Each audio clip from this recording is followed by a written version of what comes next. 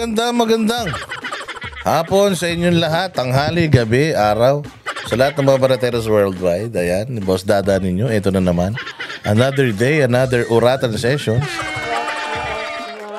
At ayun nga, katulad nga na sinasabi natin, another day, another Burautan sessions. At i-expose natin kung gaano kabobo itong bagong aso na itinalaga ni Bongbong Marcos bilang attack dog sa mga Duterte. Itong punyetang ito, unang araw pa lang, nagkakalat na ng tae.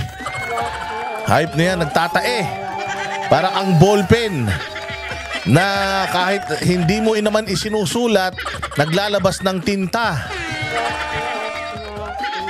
Tanginan yan. Oh, at eto nga, mga boss, ang isang magandang nangyayari rito. Pagkumparahin natin kung sino ba ang mas matalino. Si Banat Bay ba na isang Banateros o si Claire Castro na isa ring vlogger pero walang laman ng kokote. Walang Diyo. Itong vlogger na ito, nabuhay ito sa pangbabatikos kay Rapi Tulfo. Nakakampi niya na ngayon, putang ina niyan. Kasama nung isang abogadong tanga rin, si Libayan, na wala nang ginawa sa buhay kundi banata ng mga Tulfo. Tapos ngayon, buti ito si ate kahit papaano. Kasi yun si Libayan kahit papaano, medyo nagkokomento siya in favor kay Sara Duterte sa impeachment. Pero itong ulaga nito, itong ogag na ito, putang ina, die hard anti-Duterte to. Paano taga ABS-CBN pala to na talaga namang hindi papayag na ang isang aso na wala namang pangil pero puro rabies na katulad netong si Claire Castro ay basta na lang sisiraan ang legacy, sisirain ang mga Duterte. Hindi naman papayag si Banat ba? Itong ulaga na si Claire Castro sa kanyang press con na according to her, hindi naman pa dapat siya magbibigay ng mga statement dahil bida-bida siya, dahil siya nga ay nagpapasikat, ba gusto niyang tumagal sa posisyon. At alam niya na ang key to success is banata ng mga Duterte. In order for me to stay in power, to keep on getting salary from public tax or taxpayers' money, I need to attack the Dutertes. Kasi to please my bosses, I need to attack the Duterte. Yan ang malaking pagkakamali mo. Yan ang malaking pagkakamali mo kay Bongbong Marcos nga. Hindi kami takot, sa'yo pang kupal ka. Di lalabas lahat ng baho mo. Katulad nga ng sinasabi ko, 3 araw ka pa lang na nasa posisyon. 3 araw o 2 araw pa lang yata na nasa posisyon. Eto na, lumalabas na yung mga baho mo.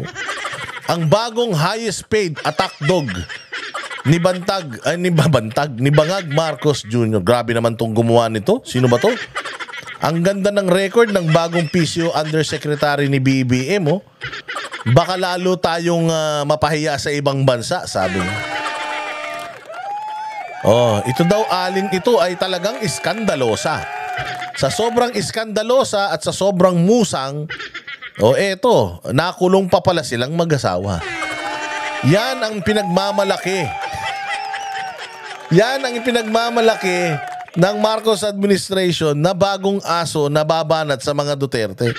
Tangina, sigadun nga na-disbarnat lahat Hindi pa nakapuntos sa mga Duterte. Si Trillanes nga hanggang ngayon tain-tai pa din. Ikaw pa kayang kupal ka? Putang ina, isa ka lang normal na vlogger na anti-Duterte. Sa kaya, wala ka pa sa vlog mo, wala ka pa nga napapatunayan Ilan milyon na ba ang subscriber mo? Tandaan ninyo, taxpayers money ang ibinabayad para lang maging Duterte troll ka. Pantakin mo, ako nagbabayad ako ng buwis. Halimbawa, bumili ako ng alak kasi mahilig ako uminom, mahilig akong manigarilyo. Halimbawa, nagbayad ako ng sin tax, ang laki-laki ng sin tax. Napunta yung buwis ko sa sweldo mo, tapos ang gagawin mo lang, hindi naman tutulong sa bayang Pilipinas para yung maibsan ang pagmahal ng presyo ng mga bilihin, maitaas ang antas ng kalidad ng pamumuhay ng mga Pilipino. Mantakin mo, pinapasweldo ka para banatan mga Duterte. Asan ang hustisya dyan? Ang trabaho mo supposedly maghanap ng magandang ginagawang bagay para sa bayang Pilipinas, itong tolonggis na presidente natin. Tapos ngayon ang trabaho mo unang araw pa lang batikos kagad sa mga Duterte. Papasweldohin ka ng taong bayan. Sabagay, wala ka pang nakukuhang sweldo, pero sigurado may signing bonus na siguro yan. Pero wala ka pang sweldo ka ng pera ng taong bayan, tas yun lang ang trabaho mo. Putang ina, ang sarap naman ng buhay nyo. Habang nagkakanda kuba-kuba ang mga Pilipino sa pagbabayad ng buwis, puta, dyan nyo lang inuubos yung pera ng taong bayan. Meron akong ipakikita sa inyo mamaya, ha? May ipakikita akong dapat problema ng taong bayan na solusyonan natin. Claire, ito, gusto ko lang makita mo, ha? Gusto ko lang makita mo, Claire, itong dapat na inaano natin, dapat na ginagawan natin ng malaking alam mo tawag dito, focus ba? O paano mo kaya ipagmamalaki ito, Claire, itong balitang ito? DOF. According to the DOF, the funds to be remitted to the National Treasury will finance urgent national projects. In Annex A of your compliance, dated November 8, 2024, pages 1 to 4, the OSG enumerated some of these projects, including route. Dahil lang. According. Yan. O ito po, itong usapin na ito, mga bossing, ito po yung oral argument. Ito po yung oral argument, mga bossing, sa diyan sa may Supreme Court. Ito na nga yung pagkuha ng ating pamahalaan ng pera sa gobyerno, ha. Kinuha ng ating pamahalaan ng PhilHealth, pera ng PhilHealth dinala sa sa national budget. Gigil na gigil tayo dito. Ang unang nag-expose nito, nagtatago na. Yung unang nag-expose nito, si Harry Roque. Nagtatago na ngayon. Sabi ko nga sa inyo, dito sa gobyerno na ito, kapag kabinatikos mo, binisto mo yung katarantaduhan, kakasuhan ka na sandamukal. Kaya yan si Harry Roque nagtatago ngayon, isa ito sa mga in-expose niya. Yung napakalaki, ilang bilyon. Ang kinuha nila sa PhilHealth, pera ng PhilHealth yun, hindi yun pera ng gobyerno, putang ina niyan. Ikaw bilang isang empleyado, naghuhulog ka para pag nagkasakit ka kahit papaano mabawasan yung bill mo sa ospital. Hindi nga buong bill mo yung mawawala, mabawasan man lang. Oo, ganun nga ang tagal mo, mantakin mo, ha. Ako halimbawa, meron ka ng 20 years, di ka nagkakasakit. 20 years ka naghuhulog sa hayop na PhilHealth na to. Minsan ka lang magkasakit, putya, hindi pa nila sagutin yung buong bill mo. Ang sasagutin nila, part lang nung bill mo, depende yan sa case rate mo. Ikaw ang naglalagay niyan. Hindi yan buwis.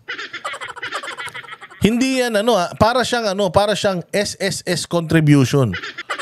Para siyang pag-ibig contribution. Ito, contribution to galing mismo sa sweldo natin. Hindi ito mandatory na parang tax na binabayaran natin. Hindi po siya, it is a mandatory contribution, pero hands off ang barangay tuloy. Hands off ang Pilipinas dyan. Bawal nilang hawakan yan. Hindi nila pera yan. Ang pera lang ng Pilipinas, yung taxpayers natin, collectibles natin, yun lang. Yung taxpayers collection, yung tax collection natin, yun lang po ang pwedeng i-allocate ng mga putang inang mga nasa pamahalaan. Hindi yung pera na pinaghirapan ng mga Pilipino. Puta, ganun ka magnanakaw tong mga pukin ng inanto. Pati yung pera natin na pinaghihirapan natin na dapat mapapakinabangan natin, putya yan, ninanakaw ng mga ito tapos zero budget pa yung ahensya. Saan ka naman? Paano ka magkakaroon ng magandang healthcare system kung zero mo ang PhilHealth? Di ba, kita mo? Kaya nila yung zero kasi nga yung malasakit center ni Bongo, malaki ang dependency dyan. O kung zero mo yan, ano nang paaasahan ni Bongo dyan sa PhilHealth niyan? Di wala na. O di pati yung magandang programa ni Bongo na malasakit center, wala ng pondo dahil nga binabawasan itong mga hayop na ito, dinadala kung saan-saan yung pera . So eto, ang sinasabi dito, itong itong isang Supreme Court Justice na si Justice Amy Lazaro Javier, tinatanong etong ating Solicitor General. Kawawa to si Solgen. Ang hirap ng trabaho ni Solgen Menardo Guevara. Napakagaling nito nung panahon ni Duterte. Ang galing nito. Sa sobrang galing nito nung panahon ni Duterte, sumikat talaga ng sobra to. Ang husay nito dyan sa DOJ. Pero siya ang ginawang Solicitor General. So siya ang magiging abogado ng gobyerno. Abogado ng taong bayan laban sa mga kupal sa pamahalaan. So eto na ngayon. Nireklamo yung PhilHealth. Ngayon, dinidepensa niya yung ginawa ng gobyerno. Hindi naman siya may kasalanan yan. Hindi naman siya kumita dyan. Sila lang naman ang nagnakaw dyan. Pero nadadamay si Menardo Guevara dahil siya yung tumatayo bilang counsel ng pamahalaan natin to justify itong mga kabulastugan nila. Huling-huli sila sa akto dito. At awang-awa ako kay Menardo Guevara because ang galing nito na tao. Menardo, ang husay mong tao, hindi mo kailangan ng posisyon na yan. Ang husay mong tao, hindi mo dapat ipagtanggol yung mga kawatan. Huling-huli kayo dito eh. Sobrang galing mo na pero nahuli pa rin kayo na nagsisinungaling kayo dito. Panoorin ninyo to. Kahindik-hindik itong nangyaring ito sa Supreme Court. To the DOF, the funds to be remitted to the National Treasury will finance urgent national projects. In Annex A of your compliance, dated November 8, 2024, pages 1 to 4, the OSG enumerated some of these projects, including routine maintenance of national roads, the Panay-Guimaras Negros Island Bridges, or the PGN Bridges project, and payment of right-of-way. These... Nagets! Nagets nyo? Yung pera daw na kinuha sa PhilHealth, kasi sabi natin, saan nyo dinala yung pera? Bakit nyo nilagay sa national budget yan? Saan nyo nilagay yung pera na yan?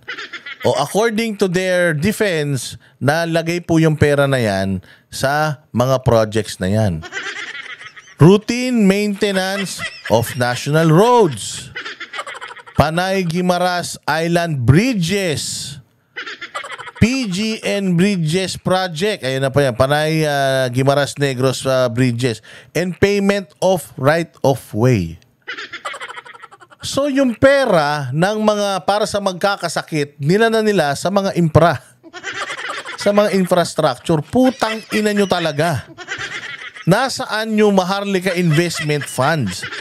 Na kinuha yung bilyon-bilyon din, sabi ninyo, doon kayo kukuha ng pera para sa mga infra. Bakit? Pati yung pera nung may mga dapat sa may sakit, kinukuha nyo pang pagawa ng tulay. Putang ina nyo talaga. Ibang klase talaga ang kahayupan nyo.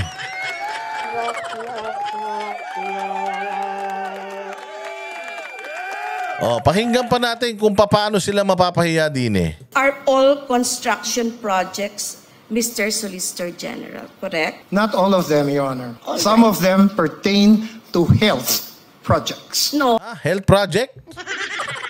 Paano naging health project yung tulay? Paano naging health project yung right of way? Paano naging health project yung maintenance of road? Putang ina, sabi ko nga sa inyo yung maintenance of road. Di ba dito sa Pilipinas, maayos pa yung kalsada, binubutas na? Para magka-project at magka-budget sila. Ganun ang gagawin dyan sa pera. At according to the Solgen, ganun ang ginagawa sa pera na kinuha dyan sa PhilHealth. Pinang-aayos ng kalsada. Anak ng tinapay. Para yan sa health eh. Okay lang sana kung kinuha mo yan, dinala mo yan, pinambili mong mga gamot para sa matatanda. Hindi. Mantakin mo, kinuha mo para galing sa health, dinala mo sa construction. Utang inang yan. Anong klaseng utak yan? I'm talking about the routine maintenance of national roads, the PGN Bridges project, and payment of right-of-way, correct? In a sense, they are Yes, ordinary expenses. They they expenditures. pertain to construction projects of the government, correct? Infrastructure. Yes. You can call it that. infrastructure projects. All right. With respect to the PG and Bridges project, per DBM's budget of expenditures and source of financing FY 2024 report, the PG and Bridges project appears to be fully funded by the Export-Import Bank of Korea in the amount of 174.49 billion plus. Is there an urgency to transfer the PhilHealth funds when the project is already fully funded?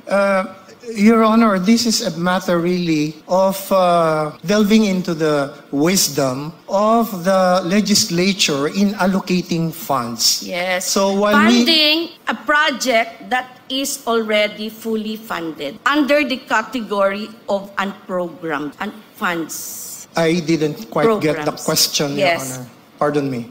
Yes. Export-Import Bank of Korea has loaned the Philippines 100 Oh, anong sinabi kanina? Anong sinabi kanina? Funding. Meron daw mga bossing. Ito, balik natin na. Ayan, oh. With respect to the PGE and Bridges, per DBM's budget expenditures and source of financing fiscal year 2024. GAA to, ah. Yung PG and Bridges ay funded na ng Export-Import Bank of Korea, 174 billion. So may budget na inutang natin dito sa bangkong ito. Putang ina, bakit kumuha pa rin kayo sa pera ng mga Pilipino at nilagay ninyo dito sa tulay na to? Ano to, 2 tulay? Unang-una sa lahat, putang ina, itong mga tulay na to, hindi pa to nagsisimula. Hindi pa to na itatayo. Binondohan galing sa GAA ang pondo inutang sa ganitong bangko. Hindi pa nagsisimula, putang ina, naubos yun na yung pera. Kumuha na naman kayo sa PhilHealth. Asan yung pera?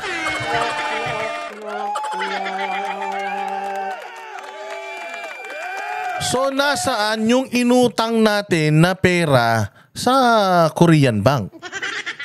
Saan napunta yun? Inayuda nyo? Putang ina, malversation yun. Kasi kung pera na para dito, ginamit nyo sa iba. Malversation ng public funds yan. Sino na naman ang gumawa niyan? Sino na naman ang gumalaw ng pera na yan?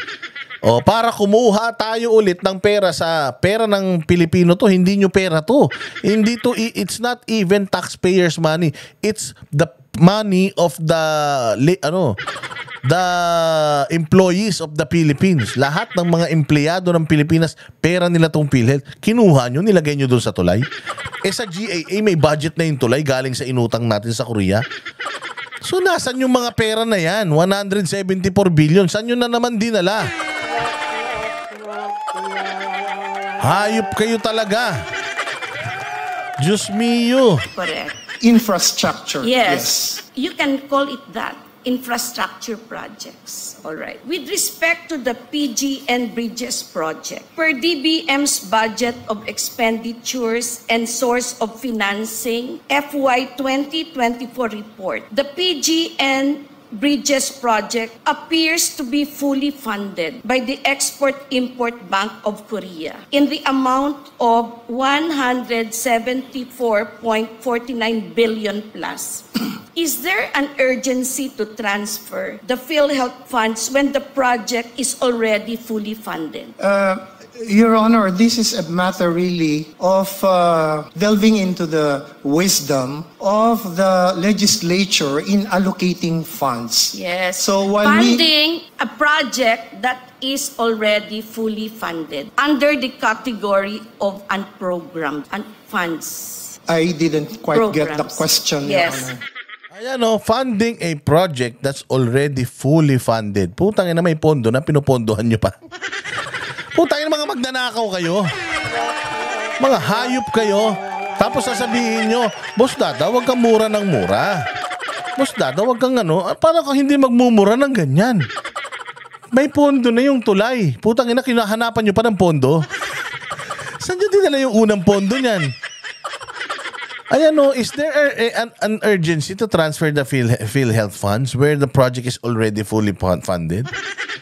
O di ba, in Tagalog, bakit tayo maglalagay ng pera sa bulsa nyo? Punong-puno na nga yung bulsa nyo. Ang ina, ganito katarantado ang mga gumagawa ng budget natin. Ganito kagarapal, ganito kakriminal. Etong mga nagmamanipula sa budget natin, tapos putangin na nyo, ang hihiring nyo sa Kongreso kami, vlogger ang ipapatawag nyo sa Kongreso. Samantalang kayo mismo, putangin na nahuhuli kayo sa mga bibig ninyo. Yung pera ng PhilHealth, kinukuha nyo pangpondo doon sa isang tulay. Una, hindi pa gumagalaw yung project, hindi pa nagsisimula. Pangalawa, nakakuha na kayo ng pondo sa isang bangko, nakautang na kayo 174 billion. So ano nangyari? Sisimulan nyo na yan, naubos nyo na yung pera. Kaya kumukuha kayo doon sa PhilHealth. Tanginan yung sasama ng mga ugali nyo, hindi wala kayong kabusugan. Wala kayong kabusugan dyan sa Congress. Hindi kayo nahihiya sa sarili nyo. Nabatikos kayo ng batikos kay Inday Sara. Batikos kayo ng batikos sa mga Duterte. Tapos ganito pala kahayop yung mga pinaggagawa nyo sa Pilipinas. 125 million ni BP Sara. Putang ina niyan. Ito 174 billion na napondohan na. 2025 na ngayon. Hanggang ngayon hindi pa nagsisimula yung project. Putang ina, nasaan na yung pera na yan? Tapos ang masaklap nito, 2024, same year, umutang kayo sa isang Korean bank ng 174. Isang taon lang nakurakot nyo na yon para kumuha na naman kayo same year dyan sa PhilHealth.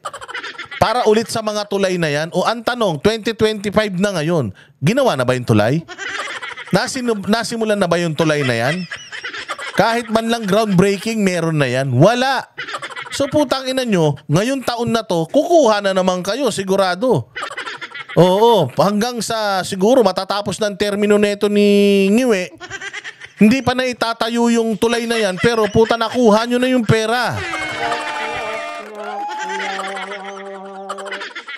Mga walang hiya. Mga hudas talaga kayo, mga kawatan. Oo, walang ibang ano nito. Walang ibang paliwanag dito. Kasimple-simple ng tanong. May budget na, kumbaga, pinabili kita ng adobo. Binigyan kita ng pera pambili ng adobo. Ba't nanghihingi ka na naman ng pera pambili ng adobo? Anong ginawa mo dun sa unang pambili ng adobo? Wala namang adobo na dumating. Tapos nanghihingi ka na naman ng pambili ng adobo? Utangin na ka, siguro nagsasyabu ka. Diba? Kasimple-simple eh. Oh, diretso. Pardon me. Yes. Export-Import Bank of Korea has loaned the Philippines 174.49 billion plus. Is there an urgency to transfer the PhilHealth funds when the project is already fully funded? Your Honor, I think one consideration by the Congress in doing so is a determination of when a project is already implementable. So if a project that has already been identified and sufficiently funded is considered to be non-implementable for the given fiscal year, then I think it is the decision of the Congress in the exercise of its policy or wisdom, so to speak, to move it to the unprogrammed appropriations in the meantime. Yes, all right. So, has the government moved this amount? In the meantime, sinabi niya na doon? I think it's the decision of the Congress in the exercise of its policy. So, nilalaglag niya Congress dito. So, ayaw niyang sagutin yung tanong kung anong nangyari doon sa pera ng bangko, ng niloan sa bangko ng Korea. Hindi niya alam. Sabi niya, nasa Congress yan. Bahala ang Congress magpaliwanag dyan. O, Adjong! Gutierrez. At saka sino to? Yung ano? Yung mataba na ano na congressman ng ano ng La Union. At saka ito si Asidre o Chua. Putangin na nyo, ito dapat hinihiring nyo. Ito dapat ang pinapaliwanag nyo sa tao. Saan nyo dinala yung 174 billion na inutang nyo noong 2024 sa bangko? Tapos hindi naman nasimulan yung tulay. Nasaan yung pera na yan? Abante! Abante! Yung malaki mata. Sino yun? Yung laging galit na congressman. Tsaka itong yung congressman ng Antipolo. Luis Rey, sama na kita. Bakit ito hindi nyo maipaliwanag? Saan nyo dinala yung perang inutang nyo sa bangko noong 2024 para gawing tulay? Na hindi natapos yung tulay, same year, hindi nga nagsimulan, kumuha kayo ng pera sa kumuha ng pera sa national budget. Tapos ngayon, 2025, tangina baka nandiyan dyan sa GAA nyo pa din yung proyekto na yan, ha? Baka nasa GAA nyo pa rin yan. Tingnan yung maigi. Yung mga magagaling mag-research dyan na DDS, pakicheck nga kung itong GAA 2025, nandiyan pa din yung Panay Negros Guimaras tulay na yan, yung bridge na yan. Kung nandiyan pa rin yan, putangin na nyo, 3 budget para sa isang tulay na hindi pa nagsisimula. Pakicheck ng maigi. Tingnan natin. So it is the Congress, sabi nga niya, yun daw Kongreso ang may say. Patungkol dyan sa mga budget na yan, di daw niya masagot. Yes, all right. So, has the government moved this amount to the unprogrammed funds of the government? Halimbawa, may budget para dito, di ba? May budget para dito sa tulay na to. Hindi pa masisimulan yung tulay na to. So, ang gagawin natin, yung budget na allocated dyan, ilagay muna natin sa mga unprogrammed funds. Yung mga hindi pa nagsisimulan na budget, ilagay muna natin dito para pag may emergency, kukunin natin. Ganun ganun yun. Kaya tinatanong ni Madam, nilagay ba to sa unprogrammed funds? At kung inilagay ito doon, ano ang reason why? Bakit in-unprogram itong project na to? Halimbawa, yung mga project ni Duterte sa Mindanao, in-unprogram nila. Tinanggal nila sa priority ng gobyerno. May pondo na yan, may budget na yan. Yung budget na yan, kukunin nila, kung nagsimula na yan, kukunin nila, ilalagay nila sa iba. May reason kung bakit nila ililipat sa unprogrammed funds. Ngayon, tatanungin natin sila, anong reason? Sige, pasok. There are this Export-Import Bank of Korea loan, has the government moved it to unprogrammed funds? We will have to check on that. Please check on that. Yes, whether that has been actually transferred only or removed altogether. Yes. Because there were certain removals made by the Congress in the... Congress na naman. So, Congress ang nagtatanggal, naglalagay sa National Treasury. Tapos, anong ginagawa nila? Baka yan yung mga pinang-aayuda nila. Baka yan yung mga pinambili nila mga bulletproof na mga sasakyan nila. Yung mga Rolex nila, baka galing dyan. Yung mga Patek nila, baka galing dyan. Hindi ba? So, hindi alam kung bakit. Hindi alam kung paano nailipat ba sa unprogrammed funds yung niloan sa Korea. Hindi alam, ha? Hindi alam. Tanungin nyo yung mga congressman. Adjong! Lahat ng mga congressman, kayo na sumagot. Saan yung dinala yung pera? At kung sakaling inilipat nyo, anong dahilan? At nasaan na yung pera na yun? Nandoon pa ba yun sa pinaglipatan? Baka puta, nilipat nyo yan sa mga bulsa nyo, ha? Nagtatanong lang, ha? Kasi si Guevara, di niya alam sagot. Lagi sinasagot ni Guevara, pag hindi niya masagot, baka nasa mga congressman yung pera. O kaya sila nakakaalam. Dapat pinapatawag dito yung mga congressman, eh. Tapos ang may hearing, vloggers. Tangina, wala ng session ang Congress, pero ang mga vloggers may session pa din. Di ba dapat? Tangina niya. Tingnan nyo kalokohan ninyo, kahayupan ninyo sa pagpapatakbo ng pera ng Pilipinas. Puta, sabi ko nga sa inyo, kung si Pastor Apollo Kibuloy mapunta rito, wala nang ganito. Itong mga pera na to, mapupunta talaga yan sa mga proyekto na yan. Grabe, ha? At saka ang mahal. Ang mahal nung project, 174 billion para sa isang tulay. Putya, alam nyo ba na 3 billion lang para makapagpatayo ka ng ospital na na high-tech? 3 billion, mantakin mo, 174 billion, bilangin nyo, ilang ospital yan? Ilang mega hospital sana ang nagawa niyang 174 billion? Ang masaklap, hindi na nga nagawa na ospital, hindi pa nagawa na tulay, nawawala yung pera. O ngayon, kami ang may kasalanan. Ngayon, galit na naman kayo sa amin. Putangin na itong mga Duterte na to talaga. Ang gagaling masyado, nahuhuli yung mga kabulastugan natin. Putangin na gumagawa kayo ng kasalanan tapos nagagalit kayo pag sinisita kayo. Huwag kasi kayong gumawa ng kademonyuhan. In the proposed infrastructure or other projects How of the can government. the government have removed this when it is a loan specifically for that purpose? Exactly. How can you remove a money, especially kung loan ito, inutang ito para sa proyekto na to? Bakit nyo inalisan ng budget? At bakit humihingi na naman kayo ng panibagong budget? Kaya kayo humihingi ng panibagong budget kasi yung initial na budget para dito wala na. Naubos na. Saan napunta? Yun ang katanungan dito. 174 billion, hindi ito pesos ha. Mali. Hindi ito 1,000. Hindi ito 174 lang. Hindi ito 5 piso lang. Billion po ito. Billion. Puta, kaya naman pala yung mga dating naka-tricycle may artista ban na. Kaya naman pala yung mga pangit dati matatangos na yung ilong. Yung mga chararat dati maayos na yung mga muka. Kaya naman pala, pastor, merong bulletproof na SUV.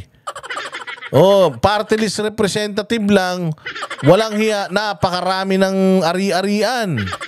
Kaya naman pala, panay ang bakod ng mga congressman sa presidente. Dahil dito sa mga ganitong issue, pare-parehas pala sila na mahuhulog sa komunoy.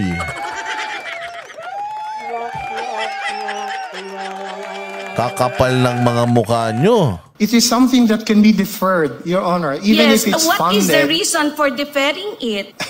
Your Honor, I cannot speculate on the Correct. reason. Ay tayo dyan. So sabi nito, pwede pong ma-defer yan. O kaya nga, pwede naman talaga. Anong reason ba't dinifer nyo? Inutang nyo nga yan for that specific project, but dinifer nyo. Your Honor, I cannot speculate on the reasons of the congressman. So nilaglag ni Menardo Guevara ang mga kongresista na sila po ang may kinalaman dito sa mga paglilipat-lipat ng pondo na ito, at it is safe to assume, or is it safe to assume na ang perang ito ay napunta na sa mga kawatan, na ang pera na ito ay napunta na sa mga kabit nila? Napunta na ba ang perang ito sa mga Louis Vuitton ng mga kabit nila? Sa mga tour nila abroad, kasama yung mga alipores nila? Sa mga ayudang binibigay nila doon sa mga bigas na may mga mukha nila? Pambili ng mga boto ng mga Pilipino? Campaign funds na ba ito? Ito ba ay inilagay na nila sa kanilang ataol at dadali nila hanggang sa kabilang buhay? Mga punyeta na yan. Walang alam ang ating Solicitor General kung saan dinala ng mga congressman. So kailangan ang mga congressman magpaliwanag nasan na yung pera. Yun ang unahin natin, wag yung vloggers. Wag yung wag yung Facebook, wag yung YouTube. Wag yung pagbubuwis ng mga content creator. Ang unahin natin, saan nyo dinala yung pera? Ninakaw nyo na ba? Yun ang malaking katanungan. Ninakaw nyo ba yung pera? Binulsan nyo? Inuwi nyo? Putang ina, sinaksak nyo ba sa baga nyo? Kaya ang lalaki ng mga tiyan nyo eh.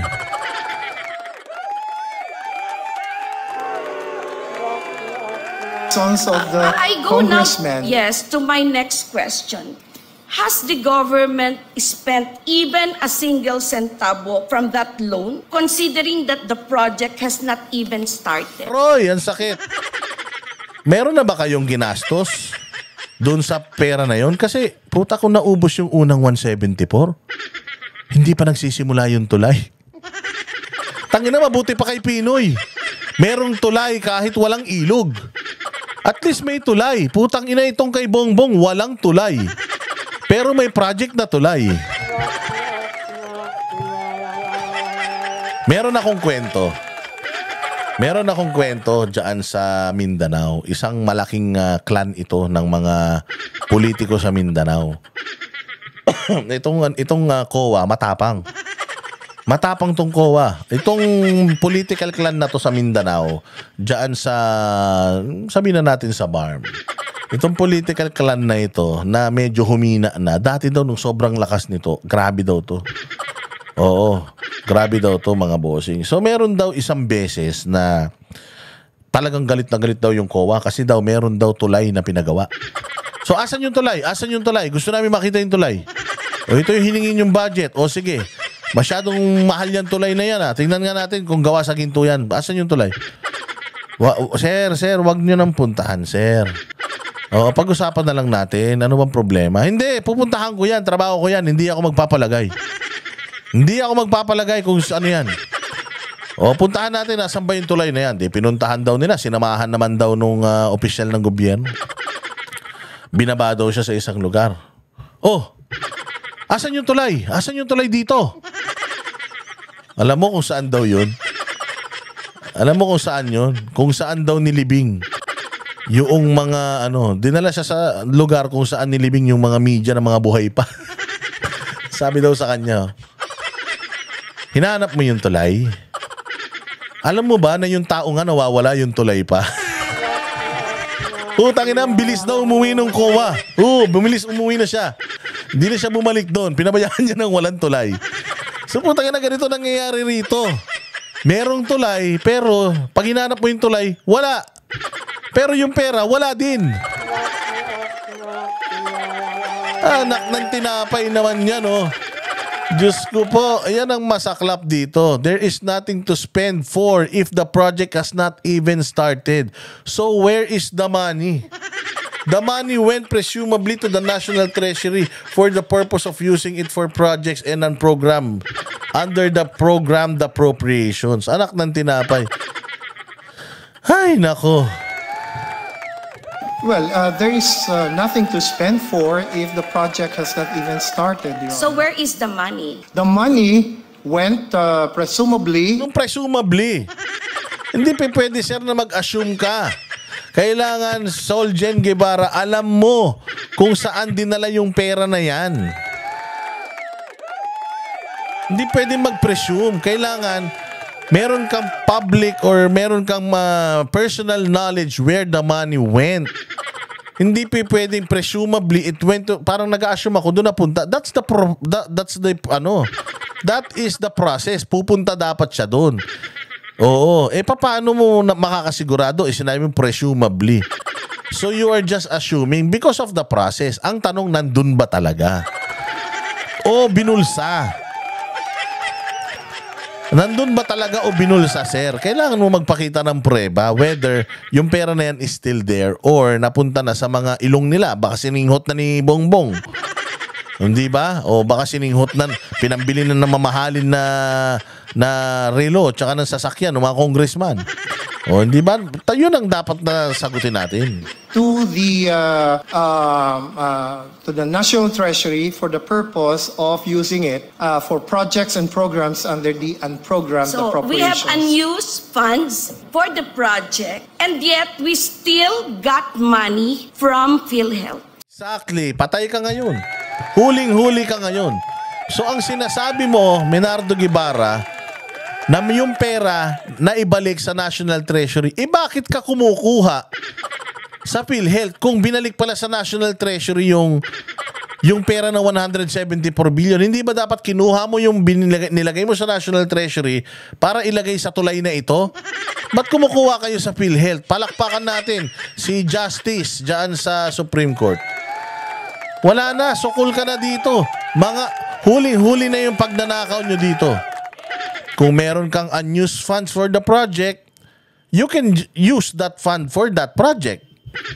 Now, if you are saying that wala na yung pera na yun, that is why we're getting money from PhilHealth, tanungin natin, saan napunta yung pera na yun? Walang katapusan yung tanong. Sabihin nyo na kasi, ninakaw. Ninakaw po. Opo, binili ng mga diamante.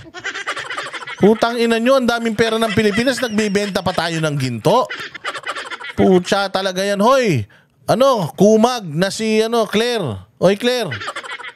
Baka naman pwede, Claire, i-ano mo naman to. Baka naman pwede, Claire, i-ano mo naman, ipagtanggol mo naman to, ha? Pwede ba yon, Claire, ipagtanggol mo to? Saan nyo dinadala yung pera ng gobyerno? Meron ng budget, ha? Tapos may budget na, tapos kumukuha pa kayo ng budget ulit. Ano yan? 2 beses kayo manghingi ng baon? Kapal ng mga mukha nyo, wala pa kayong tuloy na naipatatayo, naubos nyo na yung pera. Ha? Kung hindi nyo naubos yung pera, nasaan? Saan napunta? Yan ang trabaho mo, Claire. Pabanguhin ang administrasyon nyong bulok. O, yan ang trabaho mo, pabanguhin ang administrasyon nyong bulok. Yan po, wala nang iba. Yan po ang dapat na inaano ninyo, inaasikaso ninyo, hindi yung mga Duterte. Ang mga Duterte, hindi sila problema. Ang mga Duterte, sobrang galing, alam lang na mga magnanakaw kayo. Pero hindi sila problema ng bayang Pilipinas. Umikot ako sa Bulacan kahapon, walang nagsabi na ang problema nila si Inday Sara. Ang sinasabi nila ang problema nila, tubig at saka bigas. Oh, yan ang dapat natin. Yan ang dapat natin na binibigyan ng pansin. To supplement this fund that has been... Oh, di ba? Wala na silang sagot. Oh, yan ang problema. Kapag ka ang gobyerno mo, sa loob pa lang ng 3 taon, magnanakaw na. May ganito ba si Duterte noon? Meron bang mga oral arguments na naganap sa Supreme Court noon na nagmukhang magnanakaw ang administrasyon ni Pangulong Duterte? Now, Claire Castro, sabihin mo ngayon sa amin na mas corrupt si or diktador si Pangulong Duterte kesa dito sa mga nasa gobyerno ngayong mga hayop kayo. Kayo na ang bahalang sumagot. O yung mga nandiyan dyan sa comment section, i-comment ninyo, tama pa ba?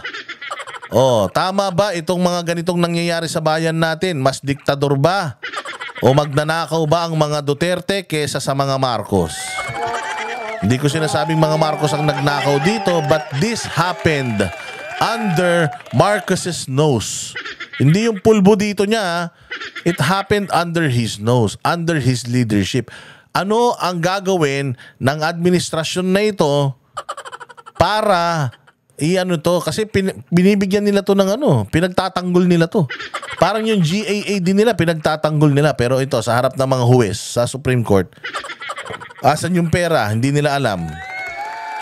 See? Tapos, ang papatawag, vlogger. Tapos, ang kinukuha, yung mga cellphone, gadget, vlogger. Ang tinatrabaho ng PNP, vlogger. Lalak ng tinapay na yan, nasa ng hustisya. O kayo na lagay nyo dyan sa comment section, i-like ninyo and i-share itong vlog na ito para makarating sa maraming mga Pilipino. At hindi lang sa mga Pilipino, di baling masira ang bayang Pilipinas sa mata ng ibang lahi. Ganito talaga nangyayari sa bayang Pilipinas Ba't natin kailangan i-sugarcoat? Ba't natin kailangan ipagmalaki? Dapat nga malaman ng buong mundo kung gaano katarantado yung mga namumuno sa Pilipinas ngayon. Baka sakaling hindi tayo matulungan ng mga nandito sa Pilipinas, baka yung mga nasa ibang bansa, matulungan tayo. So, talamak na po ang pagnanakaw sa bayang Pilipinas. Maraming salamat sa lahat ng mga nanood. Maraming salamat po sa mga nagsusuper thanks dito sa ating channel.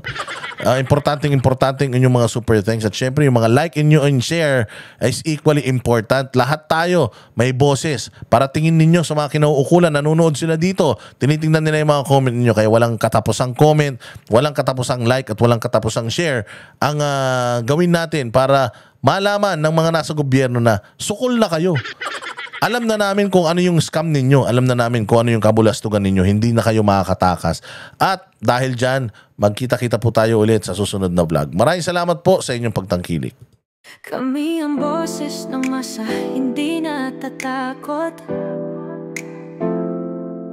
Katotohanan lang, di kami nalulunod.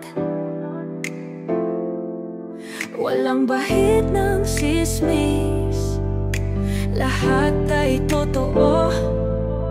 Kahit sino ka pa, Pag mali ka, babanatan ka. Walang pinipili kulay, wala kaming kinikilingan. Basta para sa bayan, kami lalaban.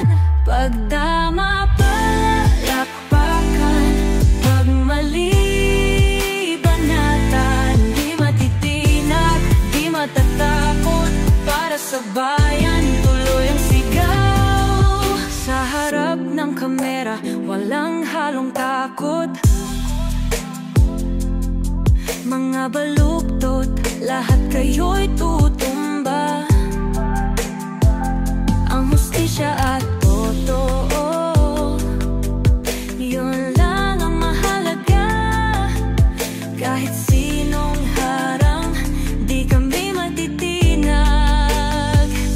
Walang pinipiling kulay, wala kaming